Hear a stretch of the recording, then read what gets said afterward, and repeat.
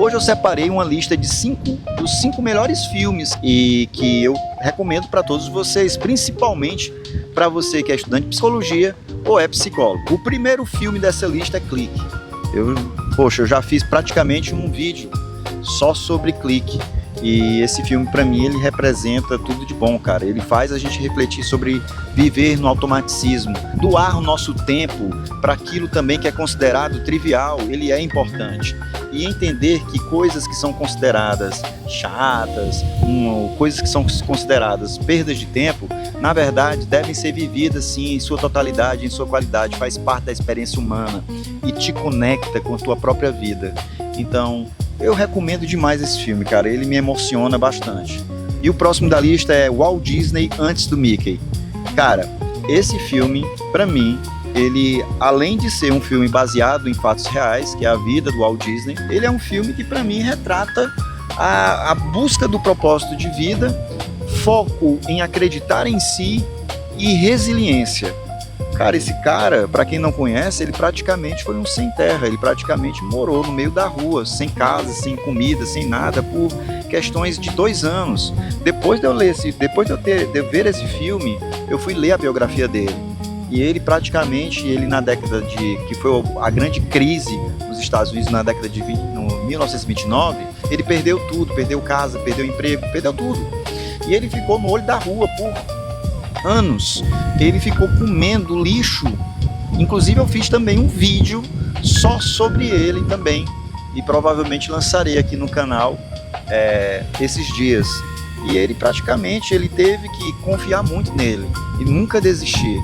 E esse filme para mim me mostra muito sobre força de vontade, muito sobre ser visionário, que é olhar onde você quer chegar e nunca desistir dessa visão, dessa imagem que você tem de você mesmo. Próximo da lista, Soul, que é um filme que é para crianças, tá? Mas que, pra minha opinião, cara, isso aqui, ele é filme para muito adulto ver, tá? Ele trata-se de um cara que ele é obstinado a ter algo, a conseguir algo, e aí no meio do caminho acontece uma tragédia, ele morre. Ele vai para o céu, ele está lá naquela alma, que se nome Soul, e aí tem várias almazinhas, né, que ficam lá revezando, inclusive, para voltar para a Terra com uma nova experiência de vida e etc. E ele é indignado, porque ele no momento que ele estava para conseguir um emprego dos sonhos, uma coisa dos sonhos, ele faz uma amizade com uma almazinha lá, que na verdade faz de tudo para não voltar para a Terra. Ela tem um ranço da Terra enorme, e no meio dessa confusão aí que eles estão voltando, eles trocam, né? A almazinha acaba indo pro corpo dele e ele indo pro corpo de um gatinho. E cara, é genial, é comovente, é um negócio assim fantástico. E de novo, trata da experiência humana, né? Você vê ali a almazinha que tinha ranço, como é que o olhar dela vai mudando, né? E como que, né, o protagonista vai percebendo também coisas muito maiores e muito mais profundas do que simplesmente atingir isso aqui a qualquer custo e ferre-se o mundo. Próximo da lista, Equilibrium. Equilíbrio, para mim, ele é uma reflexão poderosíssima sobre uma vida sem tristeza, uma vida sem emoções que doem, uma vida sem ansiedade. Como é que seria? Lá na frente, a Terra quase se acaba por questões de guerra. E eles entendem que tudo aquilo ali foi causado por emoções humanas. O homem com raiva, o homem ansioso, foi impedido de racionalizar, refletir e por isso desenfreou essas guerras e quase acaba com a humanidade. E nesse período do tempo aí, eles já estão percebendo que as emoções básicas humanas são inimigas. E tudo que remete a trazer emoções é vista como uma coisa terrível e proibida. Então músicas, arte, poesia, tudo é proibido. E detalhe, tá? A população, a um toque X, né? É tipo um sino, todos têm que parar os seus afazeres e meter uma injeção, uma droga injetável. Eles têm que parar tudo e mete essa droga. Essa droga é como se fosse um Rivotril, um Alprazolam, um troço poderoso. que dopa a pessoa de sentir qualquer emoção. Então todo mundo é meio robotizado nesse futuro aí.